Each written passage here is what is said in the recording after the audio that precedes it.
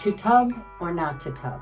That is the question. But today I want to talk about kids' baths, and kids' bathrooms are a little bit different than ours. In ours, we want to spend some money. We want to have some fun. In kids, we want to think about functionality first and growing with them, because if your kids are little, they're not going to stay that way long. I know it feels like forever, but they will grow up. I want to talk about how to make a kid's bath that works for them now and will grow with them as they age, because they're going to age. First things first, let's get the debate out of the way about, do you need a tub in a kid's bath? Realtors will tell you that you need to have a bathtub in one room in your house. So if you're going to have a stand-up shower in your bathroom, they recommend that you have a tub somewhere else, because if you resell it and someone's buying it and they have kids, the idea is you want to bathe your kids. Here's my thinking. If you don't want a tub, don't put it in.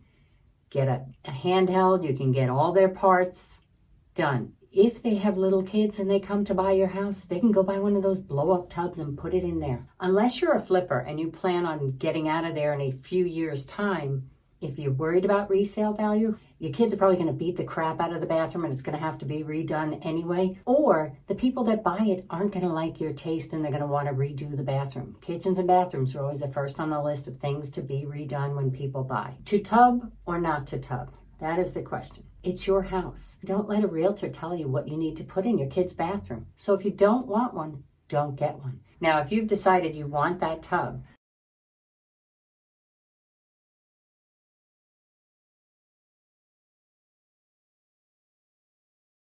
they come in different sizes, but a standard tub is going to be 5 feet in length, 5 by 32, 5 by 36, but that's a standard tub.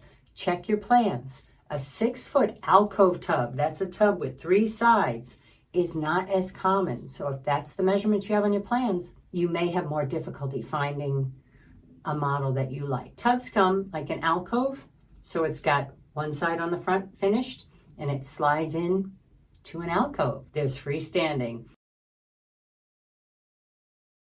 They make drop-ins where you can match the tile to the front face of the tub, to the back wall of the tub. Another thing you want to be concerned about, or your plumber is going to want you to be concerned about, is which side the hand is on. So is it a right-hand drain or a left-hand drain? And that just refers to which side the drain and the faucets get hooked into, right or left. When you're looking for tubs, get a taller one. 17 inches, 15, 19. Shorter ones create more splash when they're little, and they also look cheaper. They're builder grade.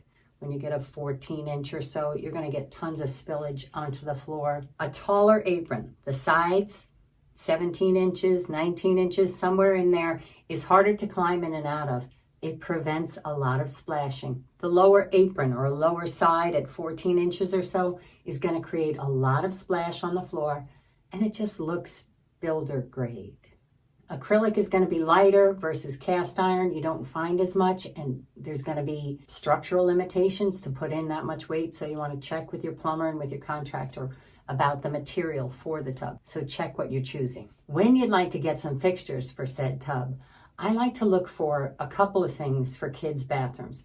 The first of which is if you can find a thermostatic fixture. And what that means is you're going to set the temperature, and it's going to only allow a 5-degree variance so that a kid can't get in there, whoosh, turn on the water and scald themselves. So it locks the temperature to within a 5-degree range, and you have to push it in, or in some cases get an Allen key to change it. So it's much easier for a kid to come in and start their own bath and have no chance of scalding themselves. So thermostatic fixtures. The other thing you want to look for is an all-in-one system. So you want a shower head, a tub spout, and a handheld to wash all those crevices all around, and to wash out the space, the tub itself. When you're getting these shower systems, do not get the one with the slide bar where you can adjust the shower head.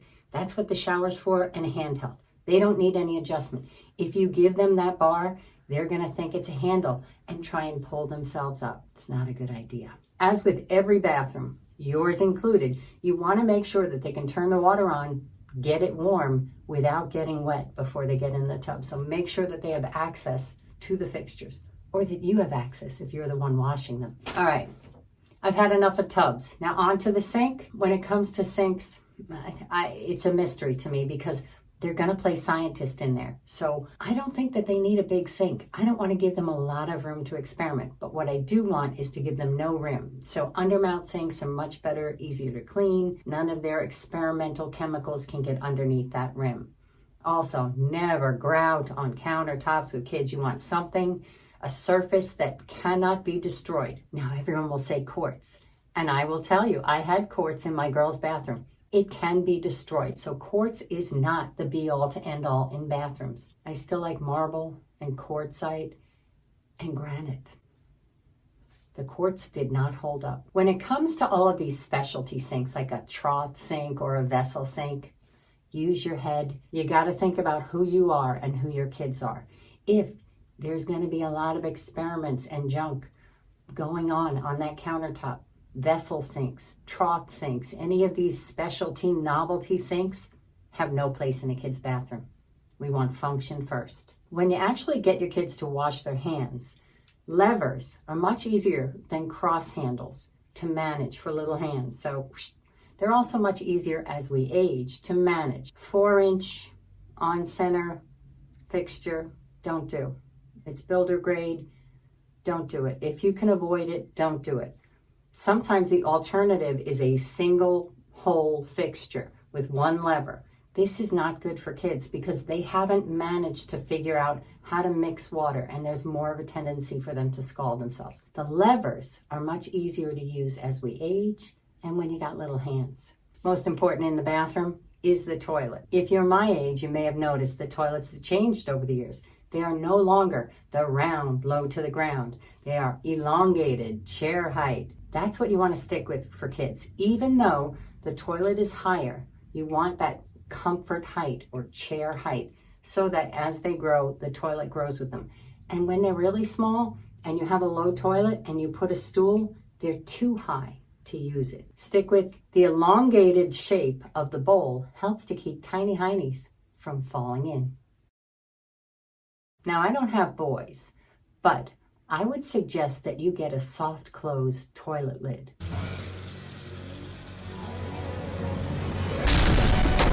They make them, they're very inexpensive. Home Depot, Lowe's, any of these box stores. Any of you moms or guys out there know accidents happen and that lid falls. Little kids don't know any better until they do. We all love a beautiful bathroom with towels folded over on a rod. It doesn't work for most kids. You're better off giving them hooks. They will use them. They're easier for their hands to manage when they're little. And stuff won't be on the floor. When it comes to lighting the bath, you knew I had to talk about lighting. Same rules. Layer, lots of different sources. And you want to think about kids getting up in the middle of the night. You don't want to awaken them fully. So you want to give them alternatives for when they get up in the middle of the night to use the bathroom so they don't wake up and stay up. As with most of these things, they apply to all bathrooms out there. So when it comes to exhaust fans, make sure you have one. And a good rule of thumb for figuring out the CFM or the measurement of how effective they are is about 1 per square foot. If you have a 5x8 bathroom, that would mean that you would need an exhaust fan that's got a CFM of 40 or better. Always go for the or better. Higher is better. It's an exhaust fan in a kid's bathroom. Think teenage girls and half-hour showers. When you're looking at floor tile, large format tile makes smaller bathrooms look bigger, blah, blah, blah. When you don't have grip or grit or grout, kids will fall. Bathroom floors are wet, they get wetter, and kids slip. So you want to look for smaller tiles in there, or you can look for tiles that have a very high slip coefficient, a coefficient of slip resistance. You want to look for, is it slippery? If you're at the tile store, pour water on it and go like that. Do you think your kids will wipe out? Then don't buy it. The ambulance is racing. A little bonus, heated floor, for short. Even in Florida, I'm putting heated floors in the bathroom because when you drop your towel on the floor and you get out, it's toasty warm. When mom or dad is sitting on the bathroom floor, washing that kid for a half an hour, playing with the rubber ducky, and the floor is warm, it feels a whole lot better on your old bones. And the kids will love it. I think that's it. If you have any other good ideas I've forgotten for kids' bathrooms, please leave them in the comments. Otherwise, hit that subscribe button, and I'll see you next time. Thanks so much for watching.